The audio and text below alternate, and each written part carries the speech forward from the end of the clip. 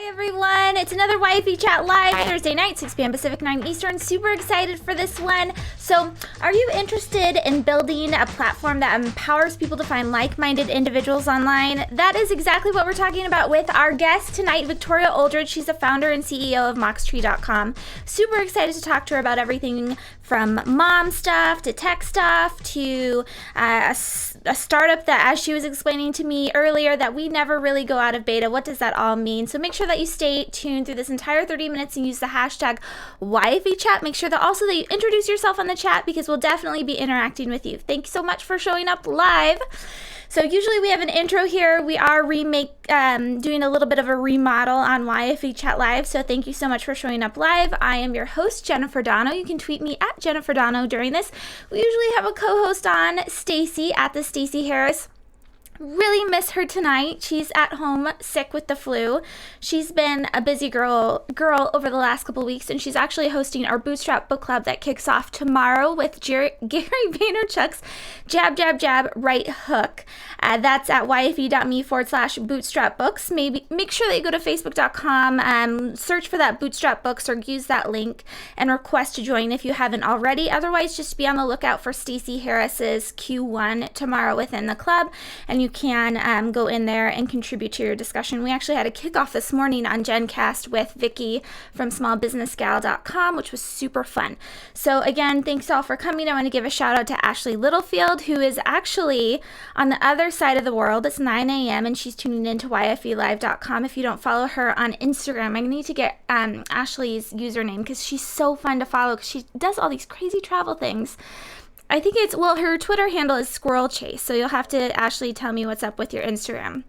So anyway, beyond Bootstrap Book Club, we have our daily action calendar. Today's action was to watch the Steve Jobs iPhone presentation from 2007 because today is the day that the iPhone was first introduced to us. It's a very inspiring presentation, and it's like Anticipation 101, how to build anticipation as a business owner. You can watch him and kind of dissect it. It's so fun. At one point, he goes through, we're building these three things, and then he flips it through. If you guys haven't watched it yet, it says iPhone or phone, music player, internet connection, and it goes through it, and then he says, get it? It's one thing, and everyone cheers. It's so funny. Anyway, let's go ahead and talk about our guest. So like I was saying, our topic is all about really building a community, starting a tech company, and serving the mommy market. This is a common topic here with young female entrepreneurs. A number of us are young mothers. If you are not a mother yet, I feel like a number of you are in that anticipation mode where you're trying to get your business to a point where you feel comfortable with taking that next step. So Victoria Oldridge, like I was saying, she had a very lucrative career in corporate America, and then she got pregnant. With her infant son, she was going from pregnancy group to pregnancy group, trying to find where she fit, and she realized that there was something missing in there. So Victoria, thank you so much for coming tonight. Thank you for showing up live. So excited to have you because you're also in the Seattle area. Yes, thanks for having me. I'm excited. We can cover a lot of interesting topics tonight. I know, right? Well, and it's funny, I was telling Victoria, there's a number of people, so what I do with YFE is when I meet with people or network, I always ask them at the end who, if you think of anyone that would be great to be presented in front of our audience, definitely send them my way. And most Seattle people say, you need to check out the Moxtree founder. So Victoria, thanks so much for coming on now. So tell us a little bit more about this whole background, because this is, I feel like, where a lot of women are, where they have this corporate job, they get pregnant, and then they're at home and you get an idea. And the difference between you and other moms is that you actually started. Yeah, well, no, it's a roller coaster ride. There's no sugarcoating it. It's a crazy roller coaster, and it's been one of the best things I've ever done. So, I actually I stayed in the corporate world a little bit longer, actually, after my son was born. And what I noticed was it seemed to be a great time for a lot of people to start taking risks. And I had a lot of friends who were risk takers, and they were trying new things and taking leaps of faith. And I think that's one of the things is not just what your disposition is as a person, but the people that you surround yourself with. And I knew a lot of people, men and women alike, that were taking chances, and it was exhilarating to see. And I have that sort of personality myself. So I thought, well, now is maybe a good time to leave this 8-year corporate, span, this good run that I've had, and take a chance. I'd saved some money, I had a little bit of a nest egg, and thought, now's the time. So I actually started pondering it. I was going to these moms groups and met some great people. But what I noticed was that the one common denominator that everyone had in common was a child. And I think, today's woman, we all have many interests. We're juggling multiple things at once. We have a lot of different passions. And I think our family is obviously one of those core passions. But we also have other dimensions to ourselves. And women need to be able to connect based on more than just having a child. And I asked a lot of other women what they thought about this, and they said, "Oh, I'm glad you brought this up because we're having the same trouble."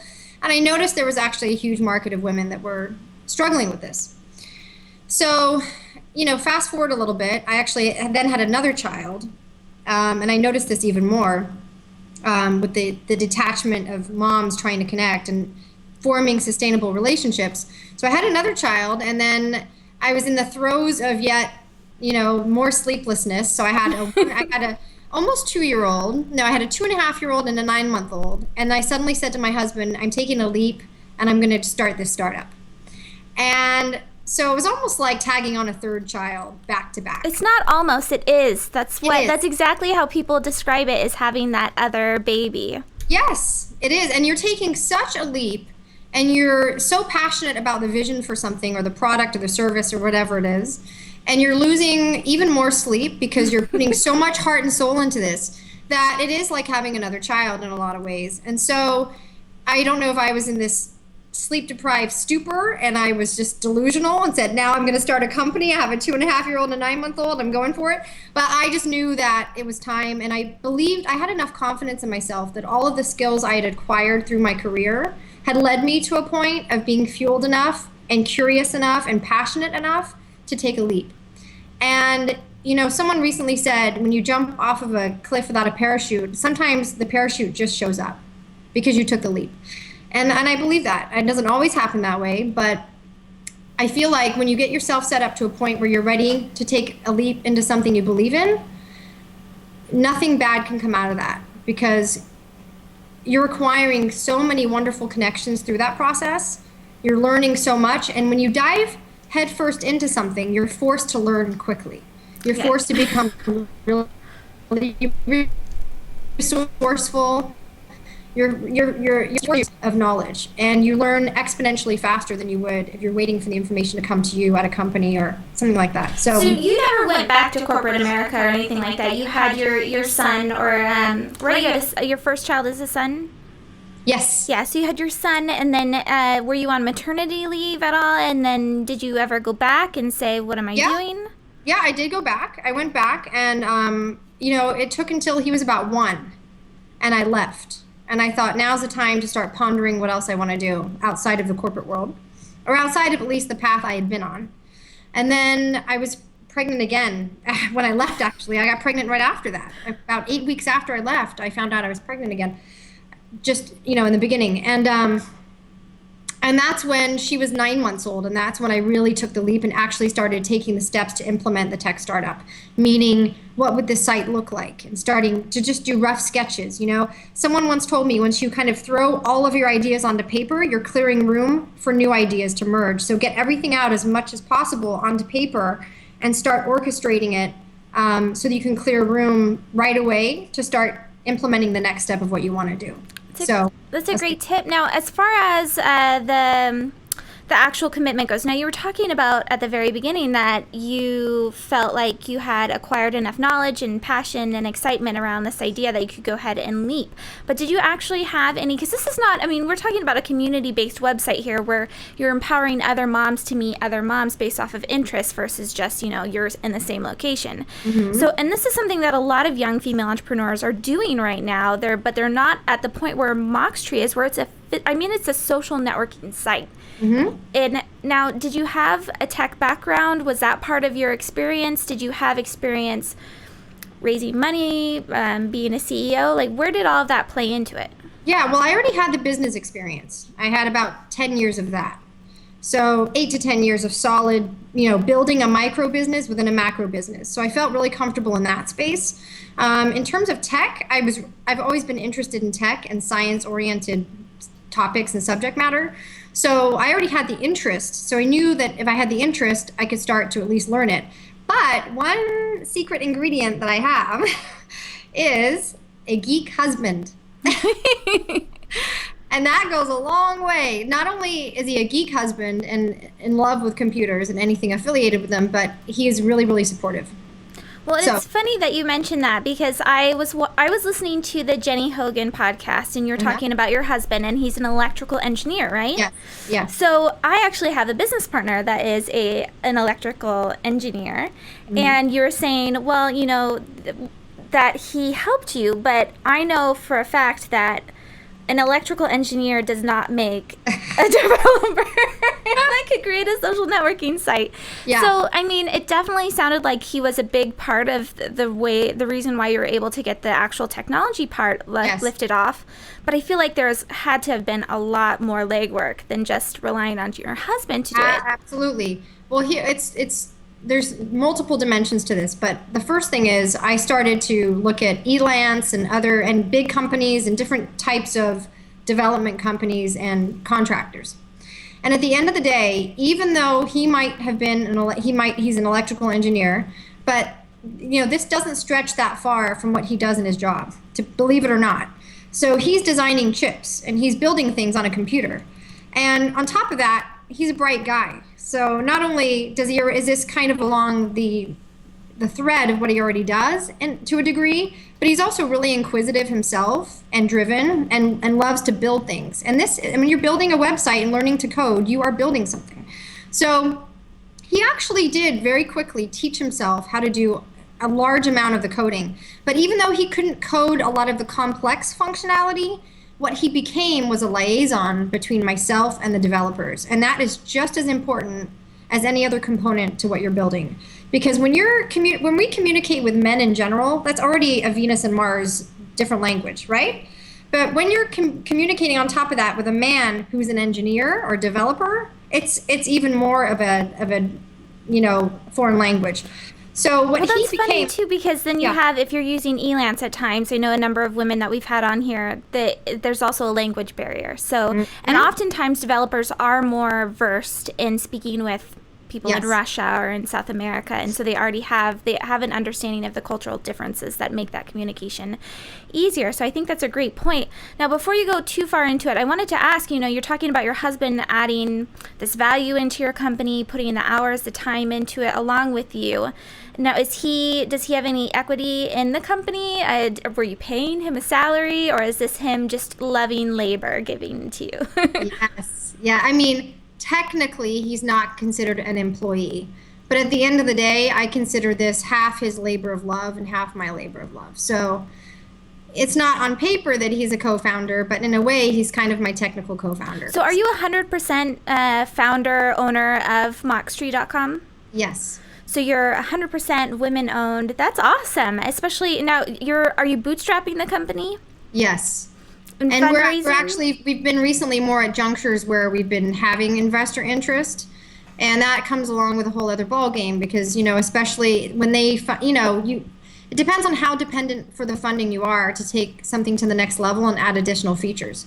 And so naturally, if you're not built out yet too far, then the investor can come in and naturally they'll take a good chunk of your company because you're dependent on those resources to take it to the next level, and they'll have more input, and you have to be willing also to give up some more of that control, which I think for a lot of women is difficult to do.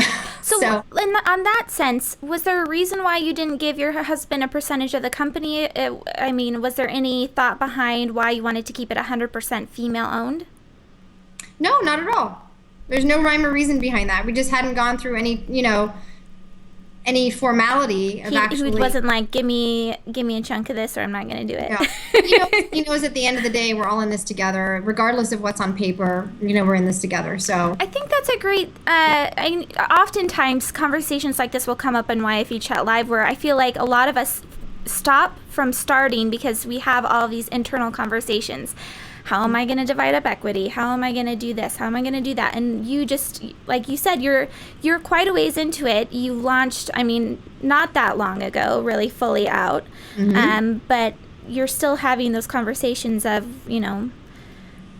how are we dividing up the company? What are we going to do with investors? You have a product out there and you've already tested it. So I think that's a great reminder.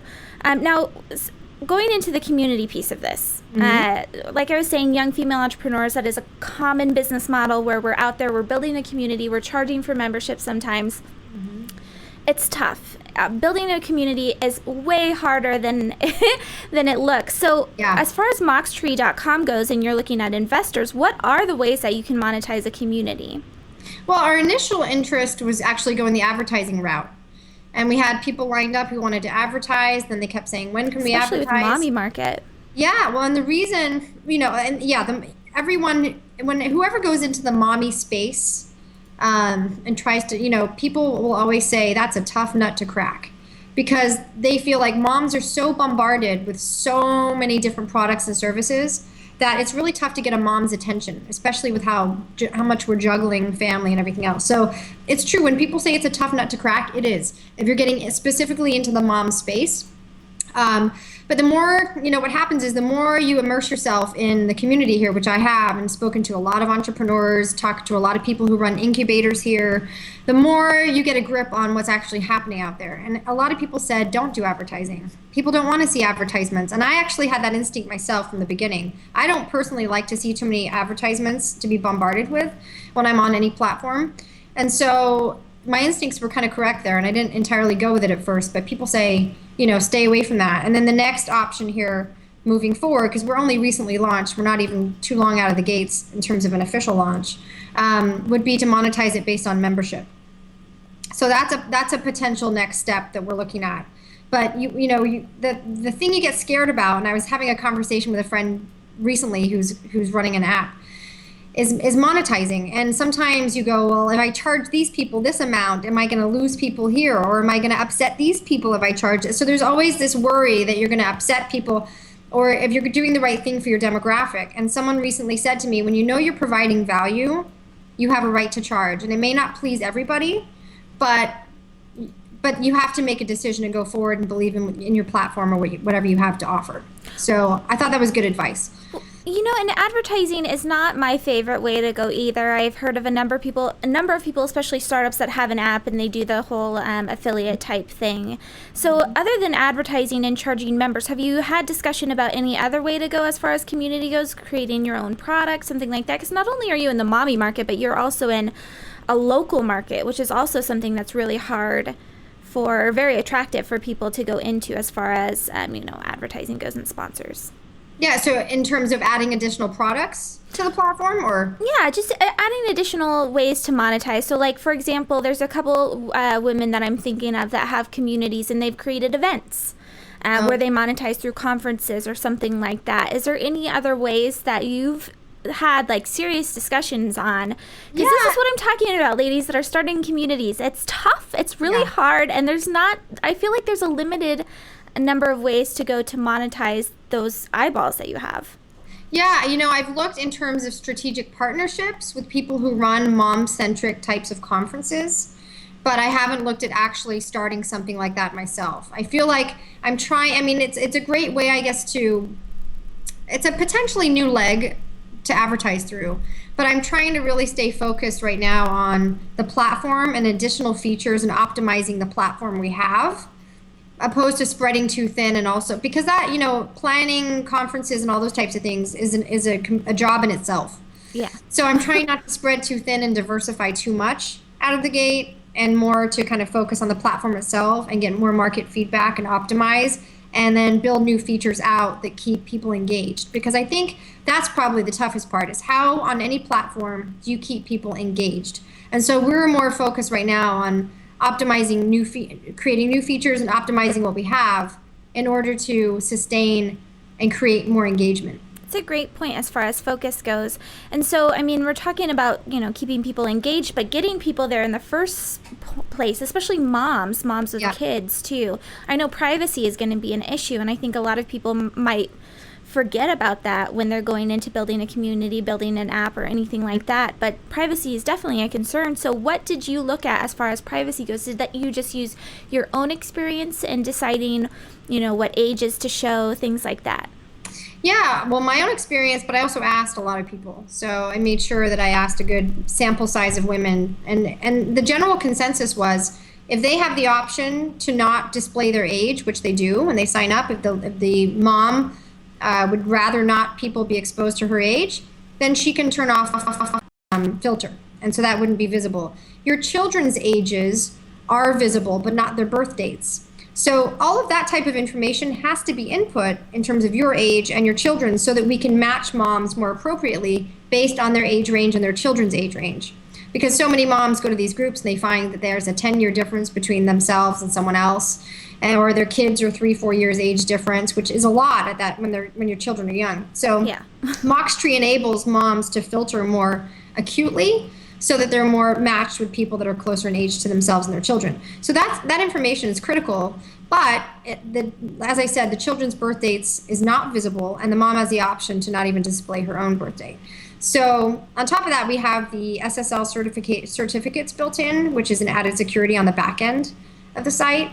And then people can also sign up through Facebook and pull their information automatically over through Facebook, and all of that's nice. protected as well. So yeah, it's definitely secure, and that was a real high priority for us. So let's talk about then, you're focusing on creating this really awesome product. You're making sure that people feel comfortable showing up and participating in the community. But how do you get people to actually find out about your platform in the first place? What has been effective ways of marketing and actually converting those eyeballs into people that have signed up and used the site? Yeah, well, I dove headfirst into a lot of meetups and incubators around here, and I really just tried to navigate very quickly to find out who was going to be supportive of who. And women tend to be actually very supportive. I know that people feel contrary to that sometimes, but I found that women around here and a lot of men have been extremely supportive. So I think reaching out to mom bloggers is really important because they have such a huge reach. Being immersed in other tech startup communities and showing what kind of value you can provide to them. And then people tend to think of you a little bit more often as well as to where there could be some synergy or overlap and how they can support you. So I think a lot of it is just putting yourself out there and letting people know how passionate you are about what you're doing and how much you want to also support their endeavors. Because at the end of the day, we're all in this leap together. And it tends to be a very nice community-based experience in this whole entrepreneur world. It's a very kind of tight community. Whether you're here, San Francisco, Silicon Valley, or Austin, New York, I mean, those are other big tech hubs and startup hubs. And I think getting out there and just being vulnerable is a great first step. And people tend to, reflect back what you're aiming to do to support them. And Women 2.0 is a great resource if any of you are getting ready to launch or have added a new feature to your platform or whatever it might be. Women 2.0 is very supportive, and they're a great way to help get the word out. Are you going to the Women 2.0 Founder Friday? Yeah, I actually spoke at one of those a couple of months ago over at Peter Cheese Think Space here in Seattle. What? Yeah. On the east side too? Oh, that really bugs me out. That is new location actually. It's a really sweet spot, by the way. It's really nice down there. But they're going through some transition in terms of Women 2.0, but they are still going strong in a lot of cities around the country. Well, they've done a couple of stories on Moxtree, which has been very supportive. So I encourage all of you out there. That's a great way to get the word out, and follow Women 2.0. They're a great organization. GeekWire here did an article on Moxtree. As you know, I did some work with Jenny Hogan at Cairo Radio. I think, and I support her endeavors a lot too. I really believe in what she's trying to do, and she's taking a leap of faith too with her TV Interact. And so I'm Jenny really trying. Hogan is awesome. She's such a good role model. Yeah, she's awesome. She's a great friend, and I just think if we want people to build communities online, I think we also need to demonstrate that outside of that and build communities with other women and female entrepreneurs and just support one another is the biggest. Yeah, going out of your way to support people, because I know it takes effort to comment on that social media post that they're excited about, or email, or go out and introduce yourself at networking. But I think that's great advice. And I wanted to end this, and you were talking to me earlier about how this startup, just saying yes and getting started, has led you in so many different paths and given you so many opportunities. And one of those is in discovering writing, and that now you write for the Huffington Post. I'm a contributing writer, Contributing writer. That's awesome. Now, as far as the writing goes, I mean, how did you actually get started on that? Did you pitch people? Did someone come to you? Yeah, it's a combination of those actually. I have been writing already for 10 years, and anytime I would travel to a new country or even have a mundane experience, I'd write about it, and I enjoyed it. And so people around me already kind of know that on the side I enjoy writing. But on top of that, people said you need to have a bigger voice, you need a bigger platform to put this on. And so I had friends that did approach me, and they didn't pull strings necessarily, but they referred me onto how I could pitch and gave me tips on how to pitch Huffington Post. And I pitched, and it worked out. It worked out really well, which was great because I love being able to spread messages and inspire others, to look at things through a new lens through my writing. So it's been a wonderful opportunity, and I've been meeting some great people. I recently interviewed Olympian Dara Torres, Oprah guest and thought leader Gabrielle Bernstein. Recently, Chef Curtis Stone. Do you know Curtis Stone? I saw your Instagram picture with him. I wanted to ask you, what was that? Yeah, well, I went to LA a few weeks ago and interviewed him.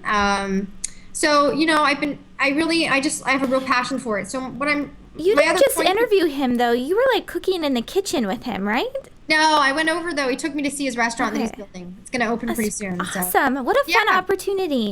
Yeah, it was awesome. So, so that would be my final real message to people is, regardless of, take that leap. And when you take that leap, all these different doors open, and you meet wonderful people, and you're inspired by other people. You can hopefully inspire them, but it takes you in all these different tangents, and just be open to where that leap takes you, because it may not take you in exactly the direction you initially thought it would take you, but it takes you into all these other wonderful things as well that you carry with you forever, and you grow with it. So writing for the HuffPost was one of those tangential things that came along with getting out there and meeting great people and realizing that I could do more with my writing. So nice. Well, Victoria, thank you so much for coming on live with us. This is so much fun. I know a lot of the women in the chat were benefiting, are there saying, yes, that's a great message. So Victoria, where can people find you online as far as, Twitter goes, where they can follow you personally, and also find out more about Moxtree? Yeah, so Moxtree is just moxtree.com, moxtree.com. I'm on Twitter at Moxtree, and then we have the Moxtree Facebook page as well. And then obviously I'm personally on Facebook, but I'm also on Instagram and Tumblr, but I don't really use Tumblr, and I'm on Pinterest, but I don't really use Pinterest that much. It's funny. We had someone on this morning, Vicky from smallbusinessgal.com. She's like, I'm on Pinterest, but I don't really use it. Yeah, I'm not really a pinner, but I'm a tweeter, and I'm I'm pretty prevalent on Facebook, but in terms of my activity level, but so I'm really grateful to be here, and I really hope I was at least able to convey a couple of nuggets of wisdom to your audience tonight. And at the end of the day, we're all in this together, ladies. So nice message to end on. Thank you so much, Victoria. Thank you. Have a great night. So everyone, you've been watching YFE Chat Live, the live show that happens every Thursday at 6 p.m. Pacific, 9 Eastern here on YFElive.com. I want to thank everyone that showed up live. Definitely thank, like I said, Ashley. She also shared for everyone the clashlyfiles.com. That's her travel site. So if you want to be inspired by far off places while you're working, definitely check her out. Otherwise, thanks again to my guest, Victoria. Wasn't she inspiring? I can understand why so many people say you have to meet her, because she just seems very positive and happy. And I'm sure that starting a business, especially like Moxtree, while having 2 kids is tough work. So thanks again to Victoria. Check out moxtree.com. Make sure that you show up at 10 a.m. Pacific tomorrow on YFElive.com. We have another GenCast Live. This time my guest is Alexis from Miss Trenchcoat on YouTube. She has a very large YouTube following, and we're going to be talking about being geek chic in 2014. I'm really excited about this because she was on with Chris Perillo not that long ago on YouTube. And I just think it's going to be a fun little message. So show up tomorrow at 10 a.m. Pacific. Thank you so much for watching. This has been Jennifer Dono. Tweet me at Jennifer Dono.